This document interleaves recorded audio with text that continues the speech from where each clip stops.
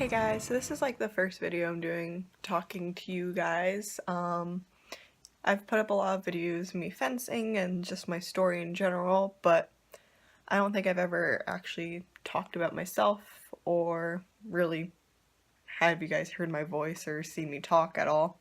But I'm doing this video to kind of talk about how I got into wheelchair fencing and how I got here in general with everything. Because it can be confusing. I'm one of the few fencers that when I walk, I'm not an amputee, I'm not in a wheelchair all the time, so it is very confusing why I'm in this sport, because I do look fine most of the time, but I have a hidden disability, is what they usually call it, where it's severe neurological issues, and they don't really know why. So I kind of wanted to start off talking about like my whole health history and then explaining how it all went down. So, I was a very athletic high school student. I was an able-bodied fencer. I've been fencing for 7 years. And I was fencing in high school. I was fencing in a private club. I was doing maybe like 24 hours of fencing a week. I was riding horses, working at a horse farm, lifting. And I got Lyme disease in my 8th grade year of school, so middle school, and I got really sick from that, but I got better around my sophomore year of high school, and everything was better after that. I had some health issues from that, but nothing that would really stop me from doing anything. Then my junior year of high school, I had an accident with one of the horses where I got kicked in the thigh, and I almost broke my femur.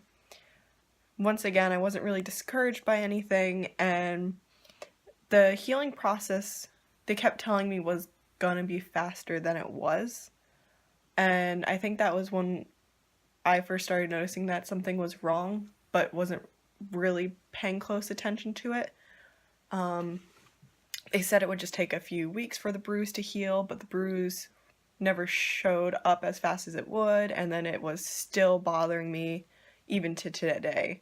Um, I still have like severe nerve pain from that spot, but they kept saying it would go away within a week or so, and I still have problems putting weight on that leg from that injury, and we still don't know why.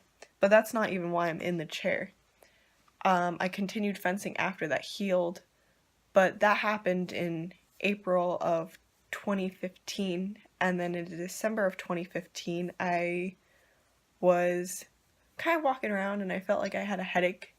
And I remember looking at my fencing coach and I went, I think something's wrong. I should go see a doctor. And I had a tournament the next day, so I kind of just shrugged it off. And I was going to go see a doctor Tuesday. So it's Sunday and I'm fencing. And all that happened was I started having a twitch in my hand. And the twitch in my hand I didn't really pay attention to, so I kept fencing. But then the twitch spread up my arm, from my arm to my chest down my other arm, and then to my legs and my eyes. And then in the middle of the fencing tournament, I hit the ground just completely shaking, almost like a conscious seizure.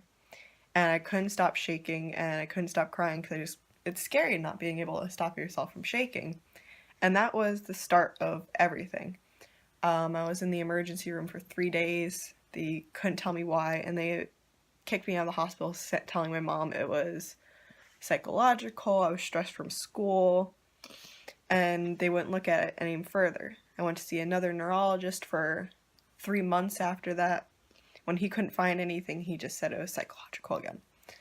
I went to see another neurologist after that, and I've been seeing him for a few years, and he was thinking, oh, you have multiple sclerosis, you have ankylosing spondylitis, all these things keep coming back negative. They're not sure why, but I have decreased muscle function on my left side.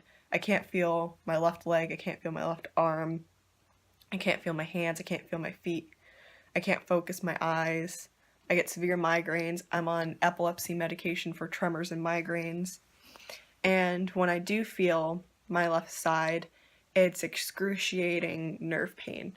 So I'll just be sitting here and then just start screaming because I feel like someone's stabbing me with a knife in my shoulder or in my leg. And more recently, what put me in the chair was I started having spinal swelling. And all of this together led to my diagnosis that put me in the sport. was the central nervous system demyelination, which is what my doctor called it, ataxia, vasovagal syncope, and these are all just symptoms of the overall cause, and we don't know to this day what I have. So we're still trying to figure out what's going on. But I'll also put up a video attached to this after this of what happens when I do activate my legs. I have to do a lot of therapy to keep my legs working, so I'm walking. I'm in and out of the chair every week, but the chair hurts my back and makes everything worse, so I have to force myself to walk. I can't really use the chair or else my legs hurt more and I'm shaking more. So I'll attach a video of what happens when I have to nerve train my legs and the shaking that occurs. But that's how I ended up in wheelchair fencing.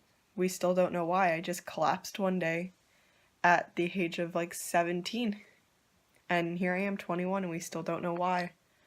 But that's how I ended up in wheelchair fencing, and it wasn't an easy transition. It wasn't just like, oh, normal fencing to wheelchair fencing. I was gonna quit fencing. But the real reason I'm in wheelchair fencing to this day is because of my coach, Eric Soika. He showed up at my house, and he just kept telling me, you're coming to the fencing club and you're gonna work on labeling jackets or doing something. He wouldn't let me sit. And then when my legs started to give out on me, he was like, hey, you're gonna do wheelchair fencing. And he just wouldn't let me quit because he knew if I wasn't doing this, I wasn't gonna do anything. So it's because of him that I'm an active person and I'm not giving up on life.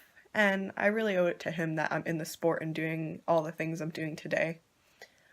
But yeah, that's my story, and that's how I kind of got into this sport. It's not a real complicated story, it's just kind of open-ended, not really knowing what's going on, but I'll answer any questions if you guys have them. Thanks for watching.